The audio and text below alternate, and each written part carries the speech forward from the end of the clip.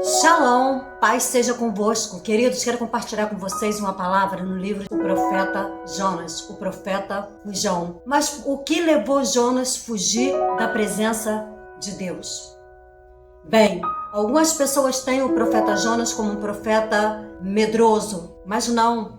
Ao contrário, Jonas é o profeta mais corajoso que eu conheci na história da Bíblia. Por que eu digo que ele é o mais corajoso? Porque Jonas, ele não estava Jonas não estava fugindo da presença do homem em nenhum momento. Jonas estava fugindo da presença de Deus. E quem lutou contra Deus e perseverou? Ninguém. E a palavra de Deus então começa nos dizendo que Deus viu que a grande cidade de Nínive, que tinha cerca de 120 mil homens, fora as crianças e fora as mulheres. E aquele povo não sabia a diferença entre a sua mão direita e entre a sua mão esquerda. Eles não sabiam. E Deus usou de misericórdia para com aquele povo. Mas vejamos também que aquele povo não era um povo fácil. Era um povo bárbaro. Era um povo que, quando chegava ali os seus inimigos, eles pegavam a estaca, enfiavam de baixo para cima e atravessava. Arrancava a pele das pessoas vivas, cortavam cabeça, faziam tochas humanas. Realmente o povo de Nínive, da grande cidade de Nínive, não é um povo fácil.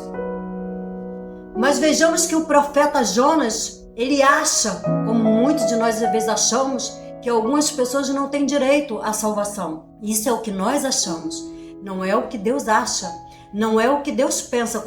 Quando Deus resolveu mandar Jesus vir à terra para resgatar o homem do pecado e se entregar na cruz do Calvário, não foi por amor a alguns, foi por amor a todos, ainda que ele chamou a todos e nem todos dão crédito à sua palavra. Então esse era o propósito de Deus, levar Jonas até a grande cidade de Nínive e pregar ali o juízo sobre aquele povo, para aquele povo se arrepender. E Jonas, ele conhecia bem o Deus a quem ele servia. Sabia que Deus era misericordioso, compassivo e bondoso. Em vez de comprar uma passagem para ir para a grande cidade de Nínive, Jonas resolve comprar uma passagem, entrar dentro de um navio e ir para Tarse. Lá ele entra e ele dorme o sono do justo. Tranquilamente está ele dormindo. E do nada levanta-se um grande vento, uma grande tempestade em alto mar. Os marinheiros começaram a lutar, remar, pegar o que eles tinham dentro do navio e lançar fora. O navio parecia que ia se quebrar no meio. Jonas continuava dormindo, Jonas não estava nem aí, estava lá no porão do navio, enquanto o vento soprava. E ele estava pouco se lixando o que Deus iria fazer com aqueles marinheiros. Aqueles marinheiros notaram, isso não é normal, essa tempestade não é normal, tem alguma coisa. Isso é interferência dos deuses. E cada um começou a orar ao seu Deus e os deuses não resolveram nada porque o problema não era com os deuses. O problema era com o Altíssimo, com o Deus de Israel. O vento tinha sido enviado pelo Deus de Israel e só o Deus de Israel poderia acalmar a tempestade. É Ele que envia, é Ele que tira. É Ele que faz o vento soprar e é Ele que acalma o mar. Bem, quando eles observaram que havia alguma coisa de errado e que o problema também não era com os seus deuses, eles lembraram de Jonas e vão lá no porão e vão acordar Jonas. Jonas está como um dormente, está dormindo mesmo. E eles vão sacudir a Jonas até Jonas acordar. Acorda, começa a falar aí. Quem é você? Quem é o teu Deus?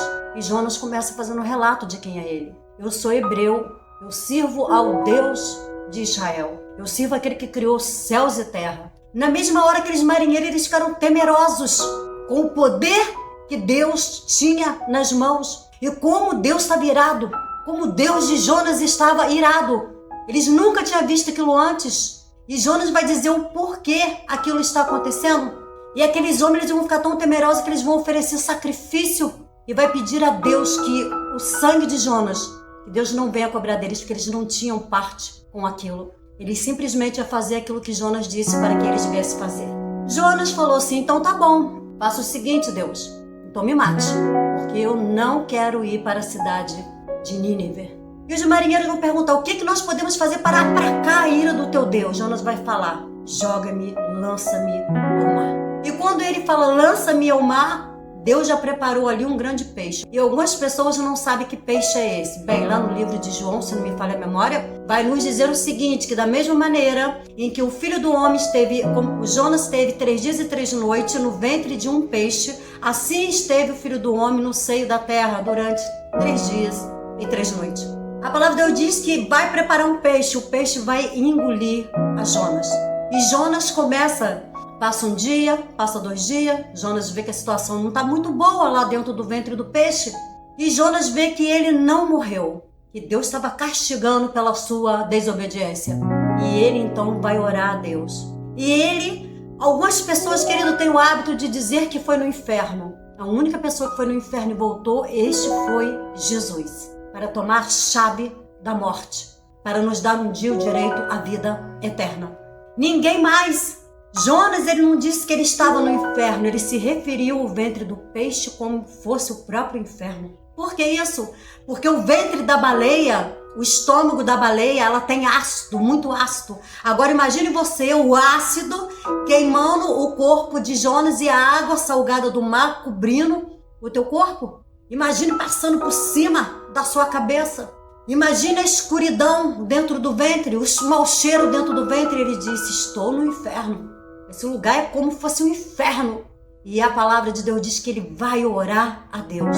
Queridos, nós não sabemos como é o inferno, mas algumas pessoas como Jonas, ou como um moço que estava lá no inferno, e que ele viu, ele estava separado naquela época do seio de Abraão, havia uma divisão, até Jesus vir, né? Quando Jesus veio, ele resgatou, acabou essa divisão, havia uma divisão, e ali tinha um homem, e ele estava no inferno, e ele pediu a Deus que Lázaro molhasse a ponta do seu dedo na água e colocasse da sua saliva, molhasse pelo menos a sua boca, porque ele estava em grande sofrimento. Ao estar naquele grande sofrimento, ele vai fazer um pedido, mas é tarde demais. Quando a gente morre, segue-se o juízo. Ele vai fazer um pedido, deixa-me ir e pregar para os meus irmãos. Eu não estou te pedindo para sair deste lugar, não. Me dá uma oportunidade, queridos. A oportunidade que nós temos é agora, de pregar, de falar. Depois, acabou. Não tem mais jeito. Morreu, segue-se o juízo. Então, a palavra de Deus diz que o peixe, ele engoliu a Jonas. E Jonas vai ficar ali dentro do ventre do peixe durante 3 dias e 3 noites.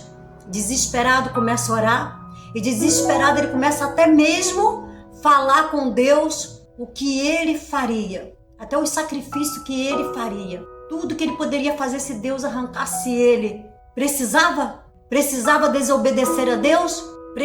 Não precisava. Precisava lutar contra Deus? A única pessoa, na verdade, que lutou contra Deus foi Jacó, no vale de Jaboque.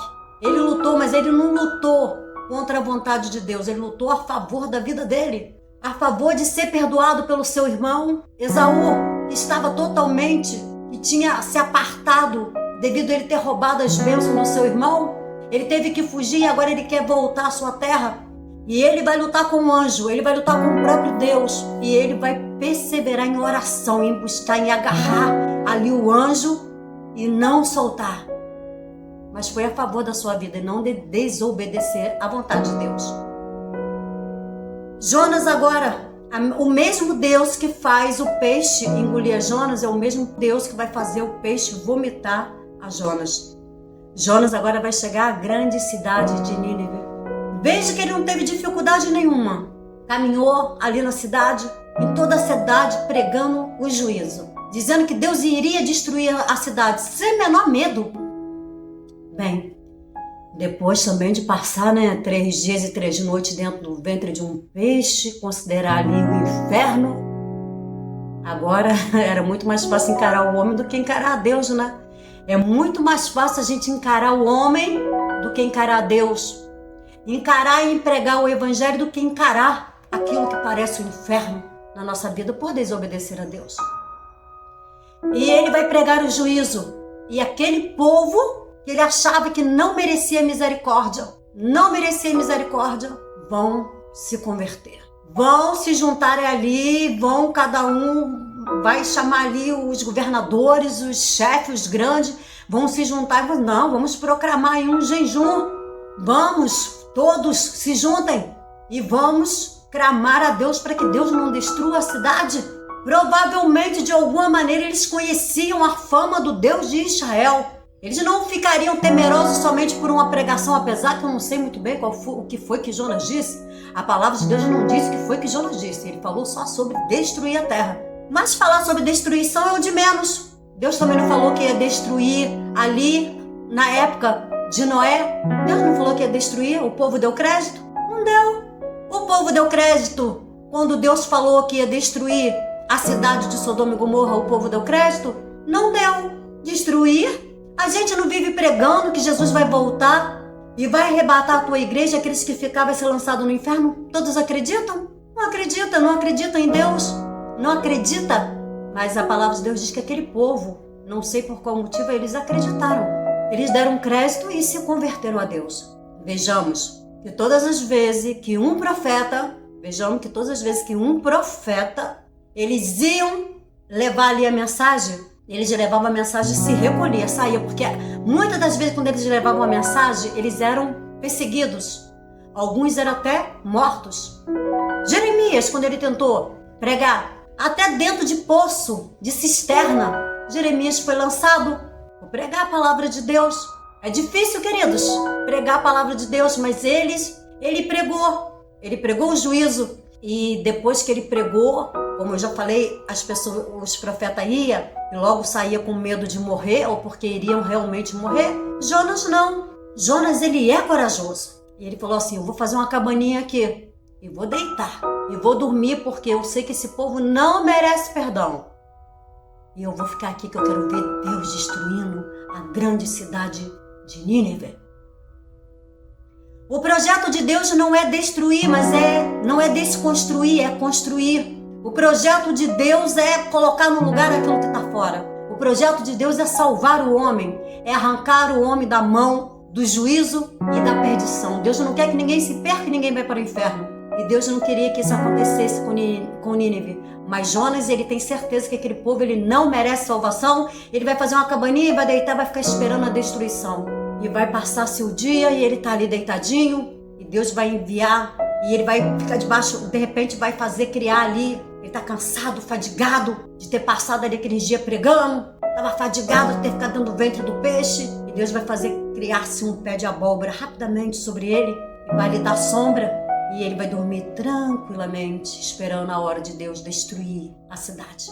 Deus vai enviar uma largata, vai enviar um sol quente, muito quente, que vai bater na cabeça de Jonas. E vai enviar uma largata para comer ali o pé de abóbora. Jonas vai ficar bravo com Deus. E Jonas vai falar com Deus.